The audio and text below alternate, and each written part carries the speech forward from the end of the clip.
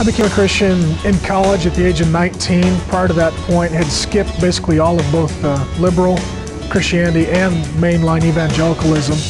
And I've always had a difficult time finding a place where I could worship God in community and learn in a way that was authentic to who I was.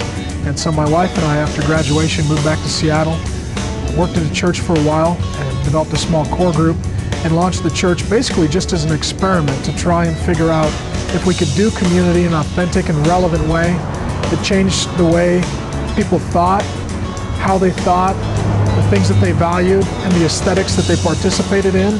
And out of that effort has come Marceau Fellowship. Meaning is the philosophical understanding of worldview shifts. We're currently living in the biggest philosophical shift in at least the last 200 years, and the church lives in such a subculture retrenchant mentality that it oftentimes doesn't understand the important shifts in the way that people think, the way that they process reality. And so we discuss those things, and we structure our entire church to be able to communicate to them not just about things that are relevant or up to date, but about things that are eternal, and communicate to the soul, not just to the head. Truth to us is very significant. What the Bible has to say and what we can learn from church history and from the early fathers is of great importance to us. And so we value the truth, but we view the truth not in a traditional way that a usual evangelical church would. We've been told that truth is a series of propositional statements that can be proven through science and through reason. We believe biblically that based on the book of John, that the truth is a person. His name is Jesus Christ. And that as you come into relationship with Him, you have access to the truth. But that truth doesn't come by science or by technology. It comes by faith, and faith is a gift of God. Community is essential. We believe that God exists in three persons, Father, Son, and Spirit, and that God Himself is a community.